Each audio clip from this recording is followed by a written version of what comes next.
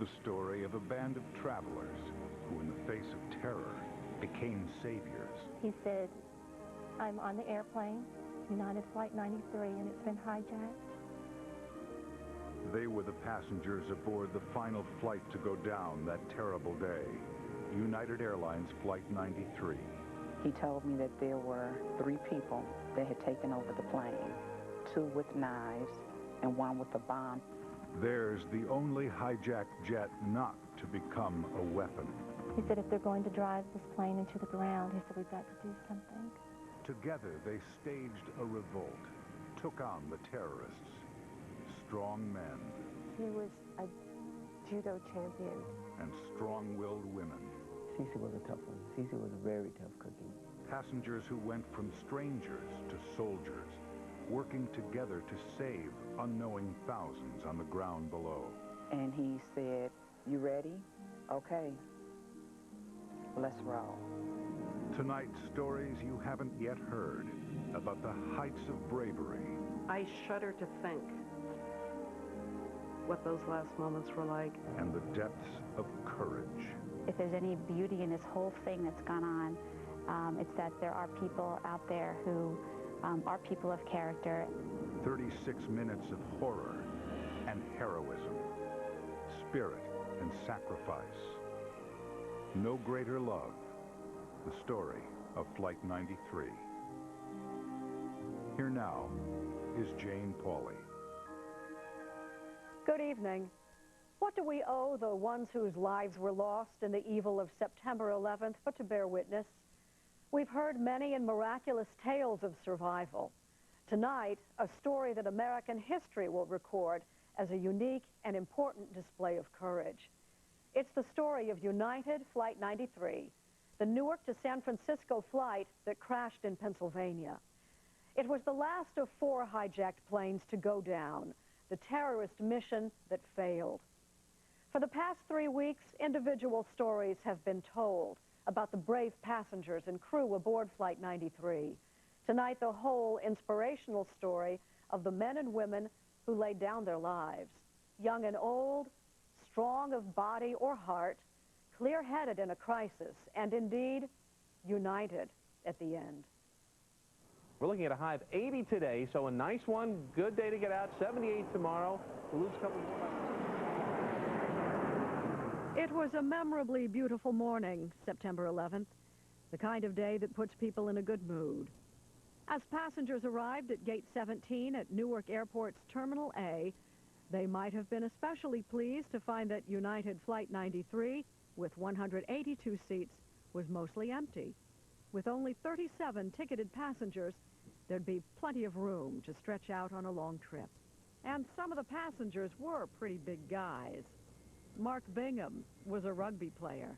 He is powerful. He's 6'5", a big, physically fit guy. So was Jeremy Glick, a 6-footer. He was like a giant teddy bear. He just fell into his arms and wanted to do that forever. And Lou Nackey, only 5'9", but 200 pounds of muscle.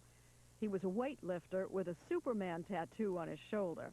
When he was a little boy, he loved Superman, and he had actually had a cape on and went through a glass window, pretending to be Superman. Who knew? They'd all need to be supermen and women. The oldest passenger that day might have been the first to arrive. 79-year-old Hilda Marson was packed and ready to leave at 4:30 a.m., excited to be moving across country to live with her daughter in California. 20-year-old Nicole Miller was traveling alone, saying goodbye to her boyfriend Ryan Brown at the gate. She joined him at the last minute to visit his family back east, but they couldn't get a seat on the same return flight. We had a great time. She was so happy and so excited to be and to see these things and to be in New York and have a chance to visit the family that she hasn't really met. Nicole wasn't the only one on Flight 93 because of last-minute plans. A toy company manager, Lou Nackey, only bought his seat Monday night. He had a West Coast customer with an inventory problem and had offered to fly out first thing Tuesday to fix it. He was debating whether to send the subordinate but in the end he said, you know, it's my responsibility, I better go. 48-year-old environmental lawyer Alan Bevan also booked the flight late.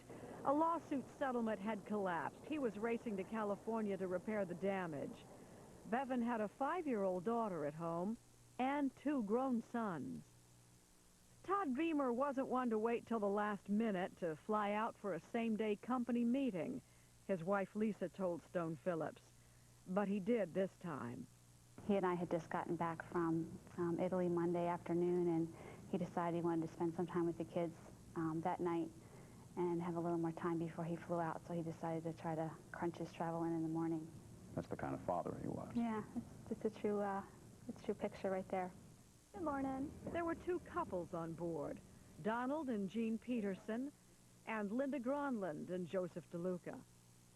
And sisters-in-law Pat Cushing and Jane Folger were going to see the wine country. But typical of most weekday morning flights, most people leave their loved ones behind. Because Jeremy Glick was supposed to be in California for a business meeting already, his wife Liz had taken their 3-month-old baby, Emmy, to her parents' upstate New York country home. For much of the day, flights were behind schedule at Newark Airport. But for a construction fire at Newark Airport and resulting delays, he would have traveled Monday night. Instead, he called to say he'd changed his travel plans. His flight had been rerouted to Kennedy, he had said, and he didn't feel like getting into California at 3 in the morning. So he figured he would go home and get a good night's sleep and just catch the first one out. Do you believe in fate? I do. Do you believe your husband was fated to be on that plane? I believe that. I believe that Jeremy was meant for a higher purpose. At about 7:30 a.m., with boarding pass in hand, Jeremy made a quick call to his in-laws' house to say good morning to his wife. Her dad, Richard Makeley, answered the phone.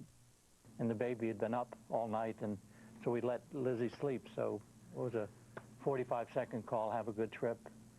And we went about our business. Tom Burnett was on the homeward leg of his trip. A senior vice president of a healthcare company, he traveled so much, of course he'd fall for a flight attendant. I had just finished flight attendant training. Several of us had, and we were going out to celebrate. And my roommate was talking to this man who was sitting there. And she introduced him to me, and of course it was Tom. Lauren Grancolis was coming home too. Her grandmother's funeral brought her east, but now she was happy to be going home. It wasn't even 5 a.m. in California, and her husband was asleep when she called to leave a message. Good news. She got a standby seat on an earlier flight, the 8 o'clock, Flight 93. Pilot Jason Dahl, going through his pre-flight checklist in the cockpit, might have been a little down. He'd wanted some extra time with his wife and kids, but couldn't find anyone willing to switch flights. At 7:55, the flight attendants were about to secure the door when one last passenger came rushing down the gangway. That was Mark Bingham. He'd overslept. 5 more minutes, and he would have missed the flight. We weren't really expecting him until the 14th, so he came home a few days early, and I didn't know he was flying until we got the call from him. 7 crew members, 37 passengers, men and women on business, couples on vacation, students heading back to school. Strangers to one another and, under normal circumstances, likely to go their separate ways. But 4 other passengers in the cabin knew where this plane was bound, and it wasn't headed for California. At 8:01, Flight 93 pulled back from the gate, just 1 minute behind schedule. While at Boston's Logan Airport, American Flight 11 took off at 8 o'clock sharp, with United Flight 175 close behind. Both Boston planes were scheduled to fly to Los Angeles that morning. But a carefully timed terror assault was now underway. Though one thing the 4 teams of terrorists hadn't factored into their plan: runway traffic at Newark Airport that morning. Flight 93 took off 42 minutes late, a fact that would help save hundreds, if not thousands, of lives.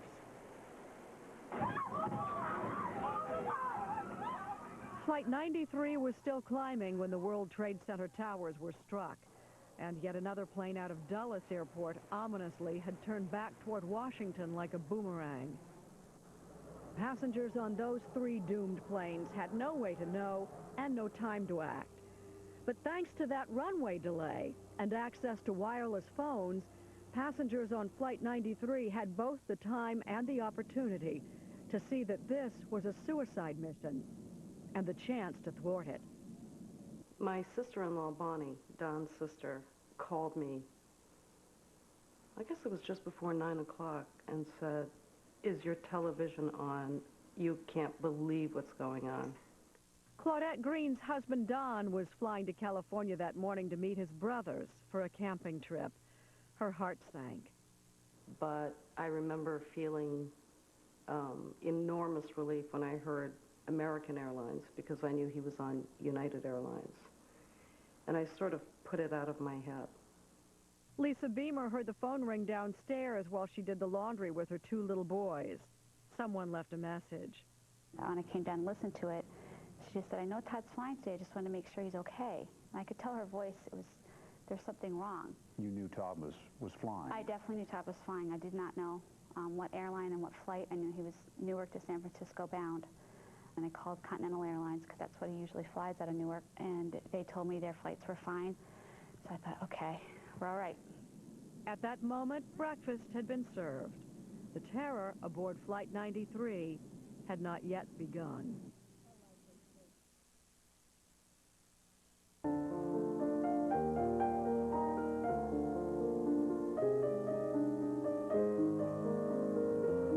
At 9:15 on the morning of September 11th, downtown New York City was in the throes of chaos. A second jet had slammed into the World Trade Center, and both towers were consumed in flaming jet fuel. Their now superheated steel structures were literally melting. Terrorism against our nation will not stand. 20 minutes after the president spoke, the Pentagon was hit. The White House was evacuated. Nobody knew what was coming next. But Flight 93 was cruising comfortably at 35,000 feet, 100 miles northwest of Harrisburg, Pennsylvania. 33 passengers having breakfast, reading newspapers, catching a nap perhaps. There's something timeless and dreamy about a long flight above the clouds and turbulence. Nobody knew this 6-hour flight would last only 84 minutes.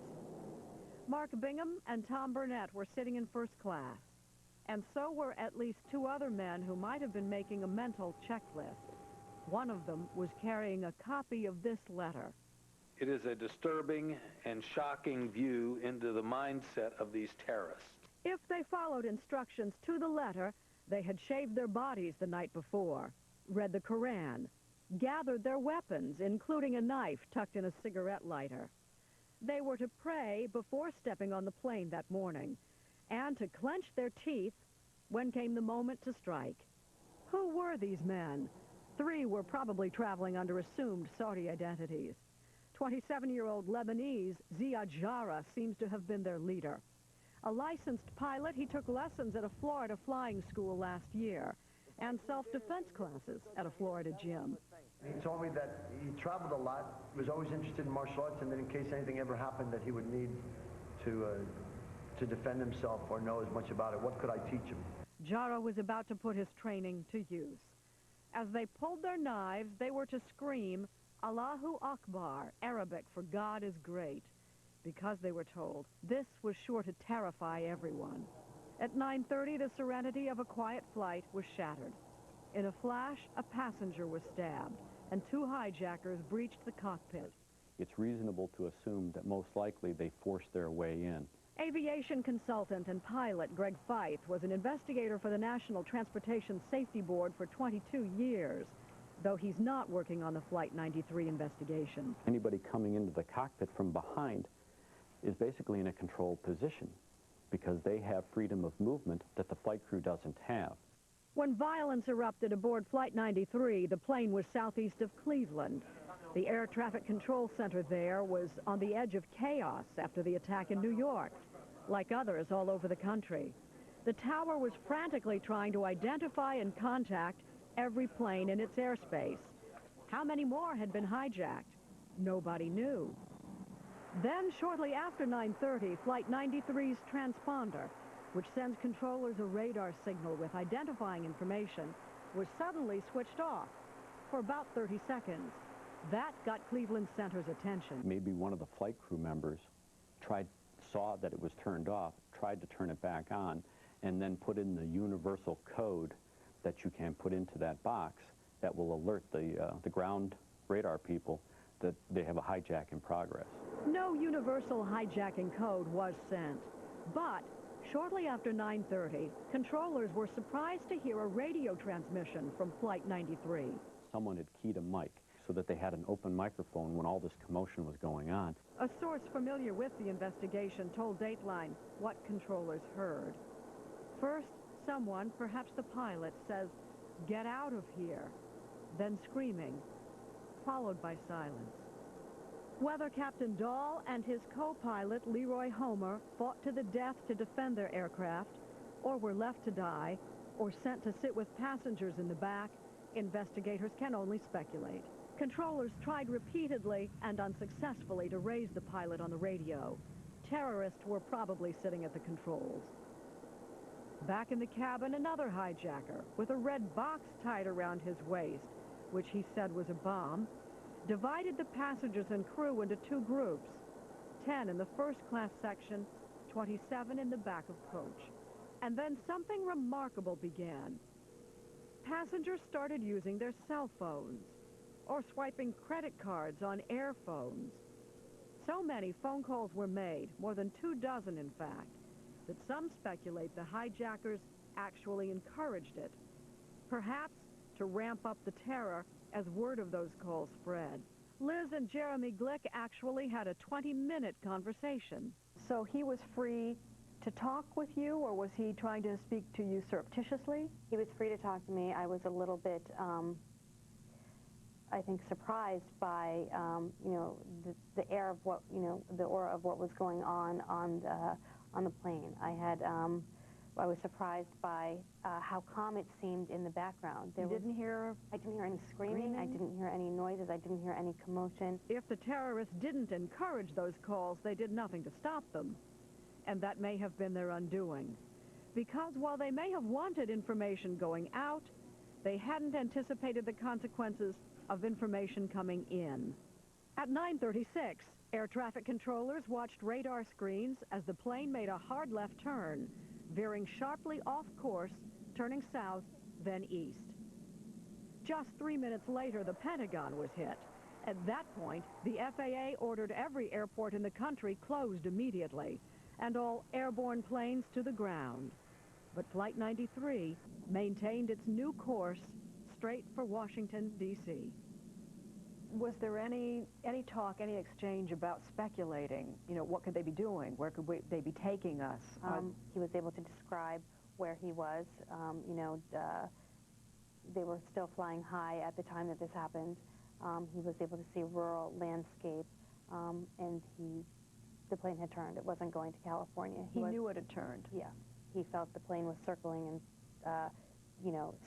it wasn't going to California. Dina Burnett told Dateline's Maria Shriver that she had the TV on while feeding her 2 children when she got the first call from her husband, Tom. I asked him immediately if he was okay, and he said no. He said, "I'm on the airplane, United Flight 93, and it's been hijacked." And he said, "Please call the authorities," and he hung up. Todd Beamer picked up a GTE airphone and dialed 0. He was connected to Supervisor Lisa Jefferson, who told Stone Phillips what he said. He told me that there were 3 people that had taken over the plane, 2 with knives and 1 with a bomb strapped around his waist with a red belt.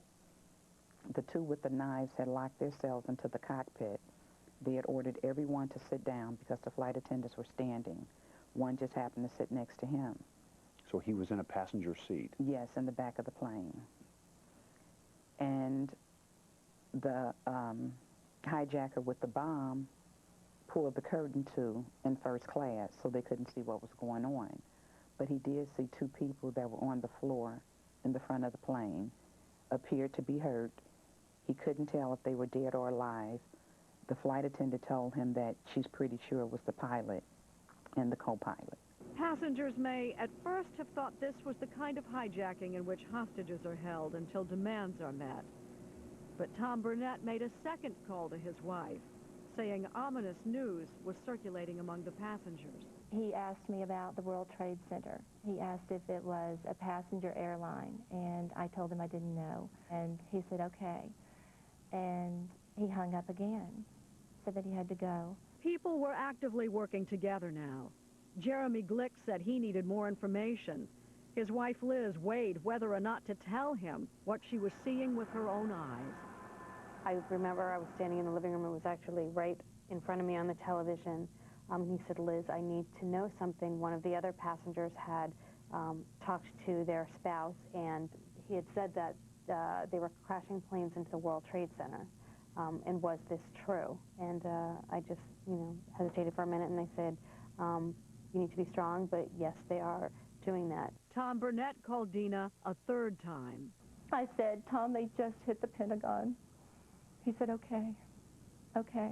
I told him I had called the authorities. He said, we can't wait for the authorities. We have to do something. Think about that. In less than a half hour, more than 36 individuals who had been complete strangers had somehow become we. What would they do?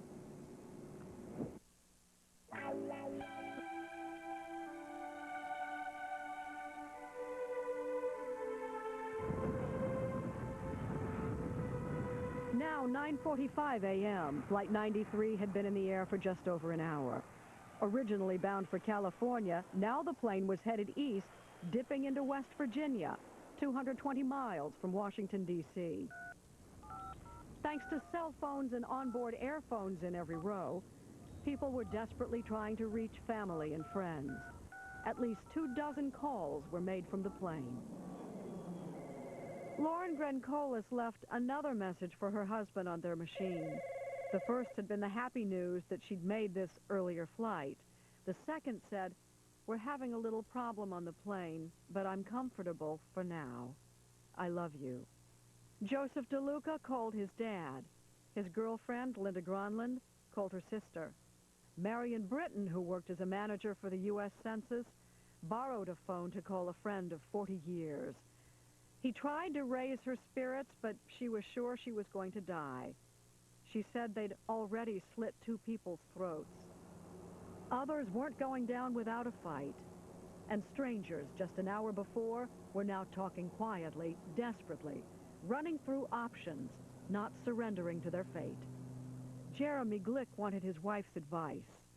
We're talking about attacking these men. What should I do? And, I was scared about giving him the wrong, information. I didn't want to do something wrong and have something terrible happen. And, so I asked him if they were armed, and he said he had seen knives, and but there were no guns. He was shocked that these people could have gotten on the plane.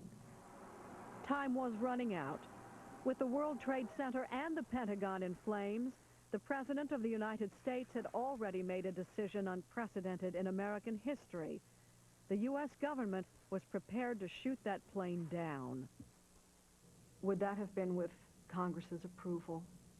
Jane, I think in desperate times like these, you have to think the unthinkable. And I, for one, would not have second-guessed that decision.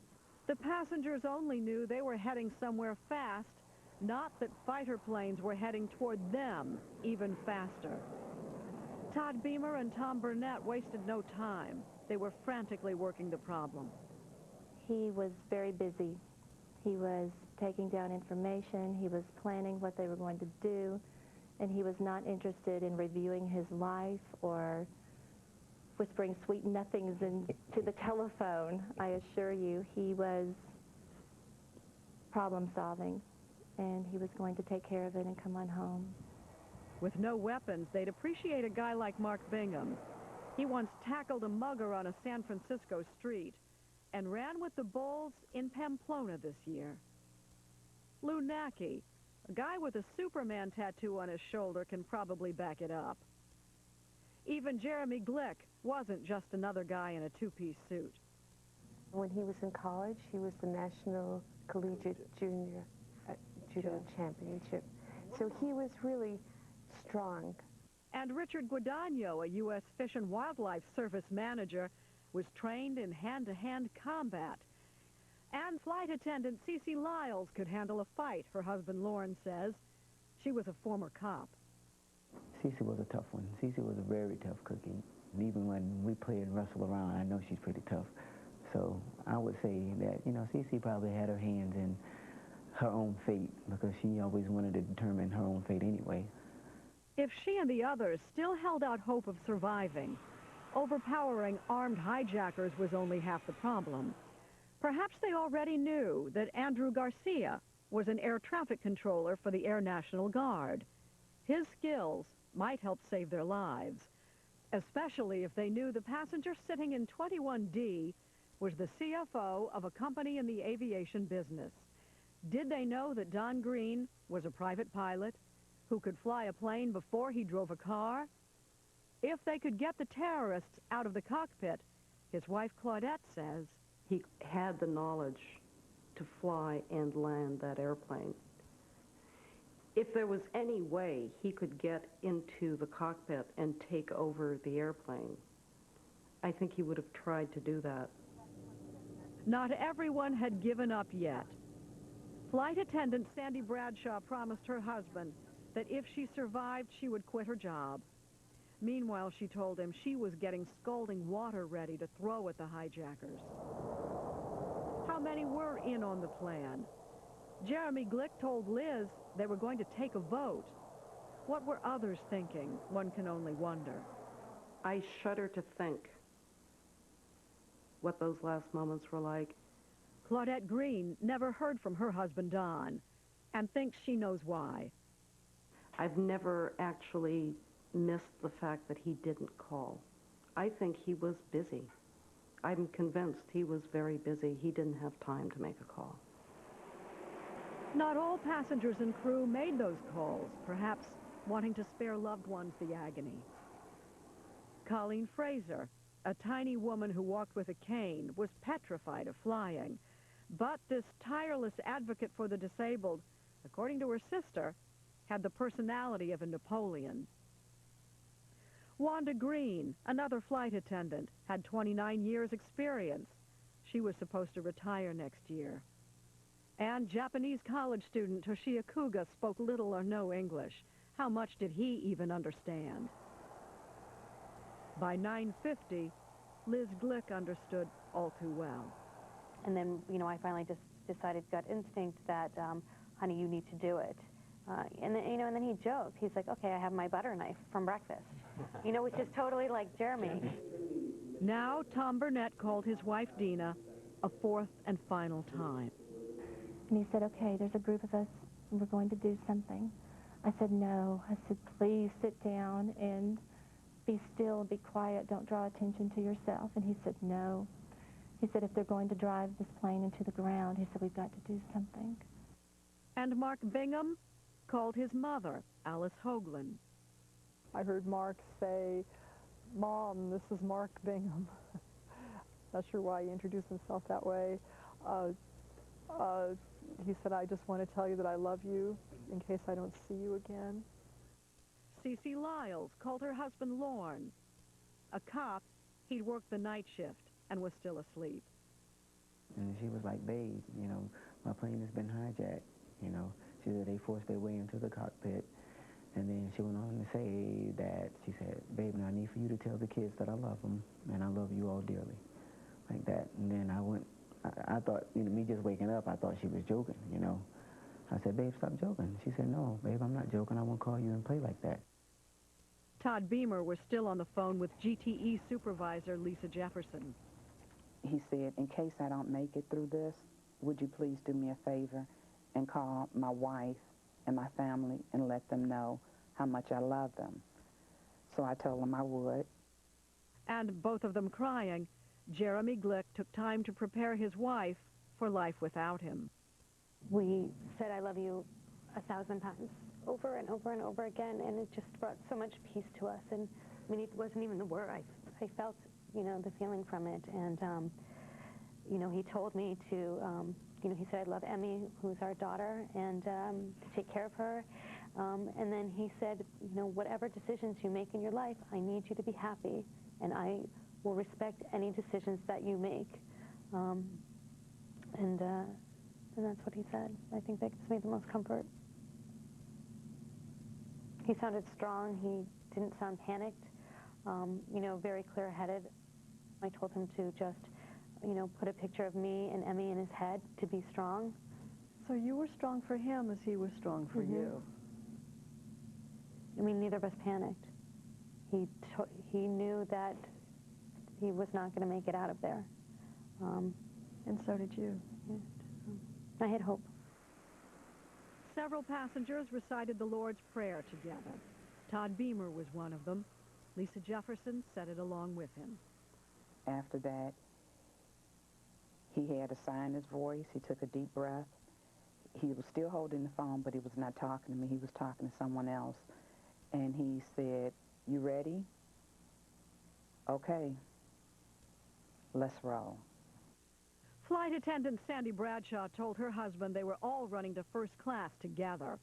"I've got to go. Bye," she said, and dropped the phone. Elizabeth Wainio hung up too. She told her mother it was time to go. The passengers were breaking into the cockpit. Lorne Lyles wasn't quite ready to end his call with Cece. And then I hear commotion in the background, and then, I didn't know what to think. Honestly, I didn't know what to think. I didn't know what to think had happened. All I know, I got disconnected, and I got disconnected with her screaming. It was just before 10 a.m. The counterattack had begun.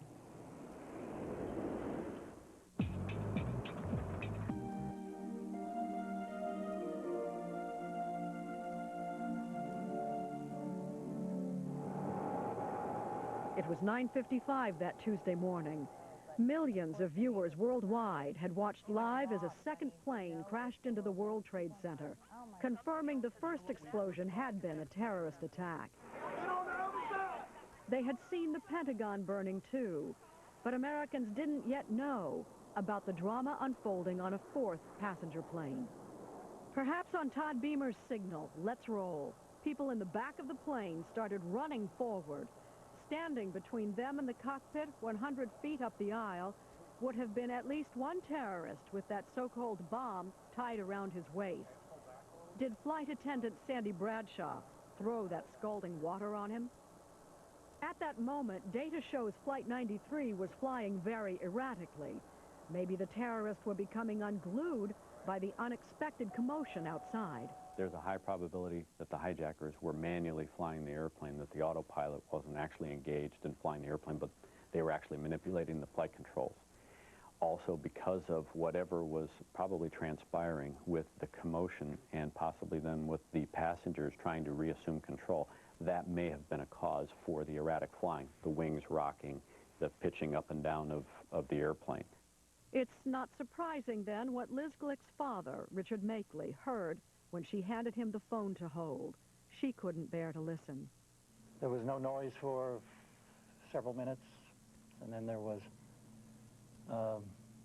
some screams in the background.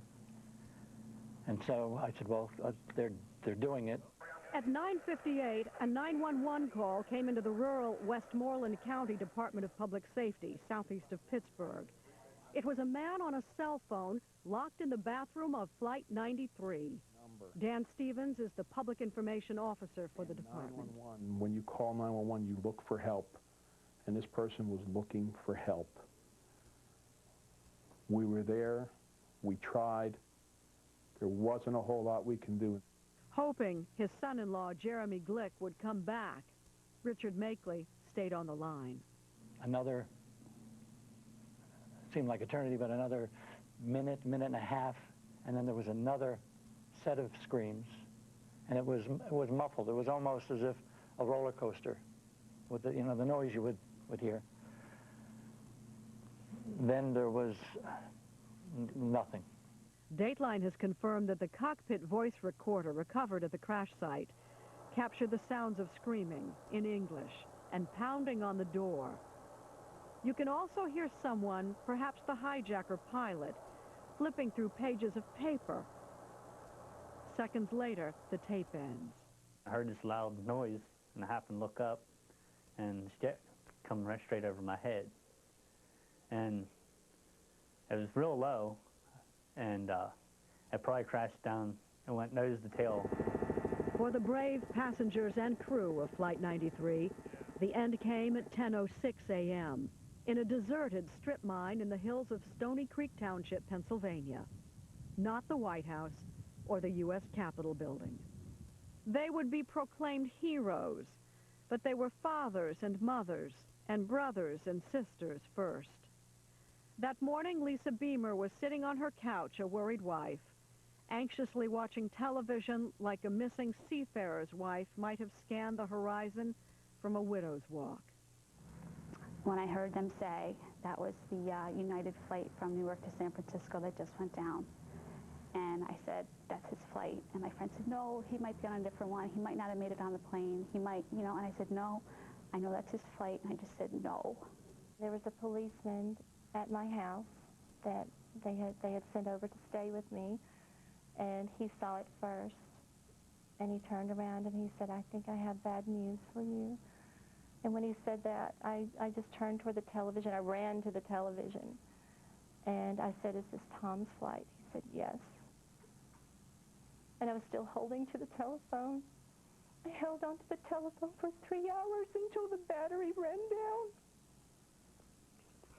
So many grieving families, yet the story of passenger John Telegnani seems especially cruel. He was flying to California for a funeral. His stepson had just died in a car crash on his honeymoon. Now his family would be driving from California to Pennsylvania for his memorial. And what about the children? At least 20 had lost a parent. Dina Burnett has 3 daughters, the oldest 5-year-old twins. I sat them on the bed,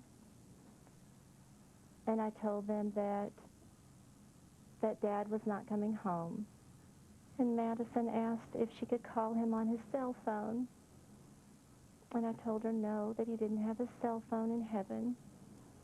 And Hallie said, well, can the postman take a letter to him? So they understand, I think, that he's not coming home. But they don't understand exactly where he is or why. And it makes it very difficult. Claudette Green, now a widow with 2 children, takes her inspiration from a role model, Jackie Kennedy. I remember thinking, how does she do that? Because I had been to funerals of people weeping and sobbing and falling apart. And I was so impressed with her and the dignity she had. And it hit me that night. It's because she had children. She was there for them. And I have thought about her every day since. On a day when terrorists made us feel vulnerable and powerless, a group of ordinary people showed us we were not. Without question, the attack would have been much worse if it hadn't been for the courageous acts of those individuals on United 93.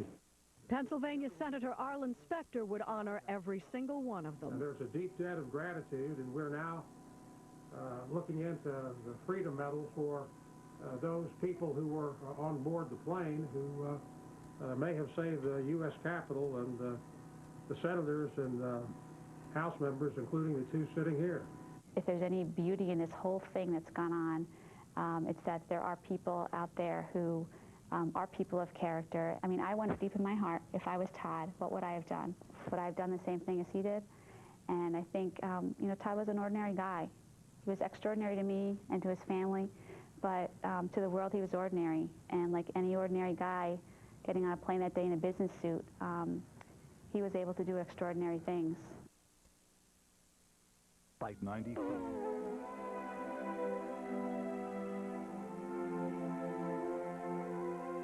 We know this much about the brave souls of United Flight 93. They understood the danger ahead, and they went out to meet it. They've won a nation's gratitude, and its heart as well.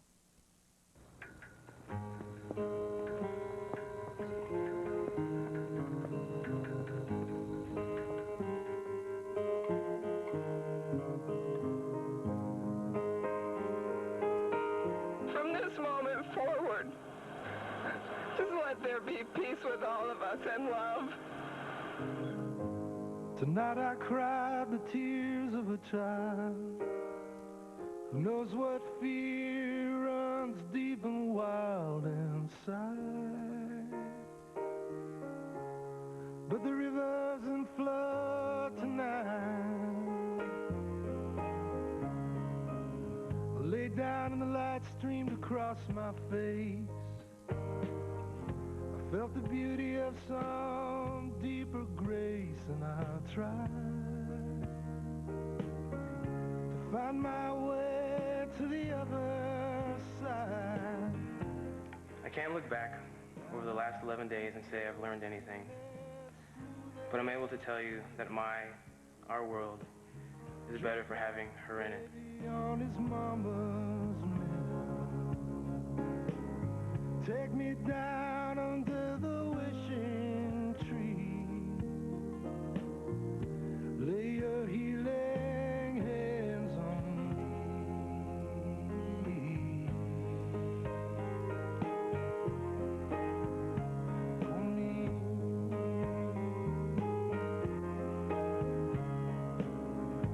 The long time riding this deserted trail.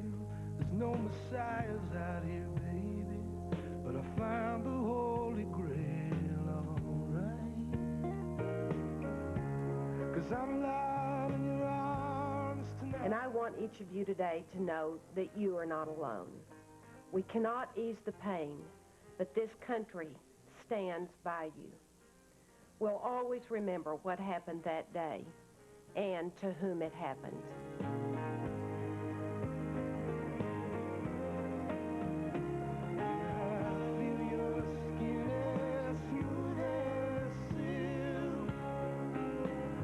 Drunk like a baby on his mama's milk. Take me down under the wishing tree and lay your healing hands on me. Lay your healing hands on me. Oh, lay your healing hands.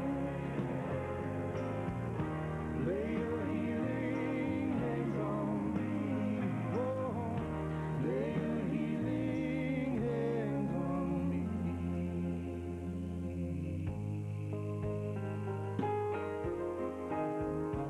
On me.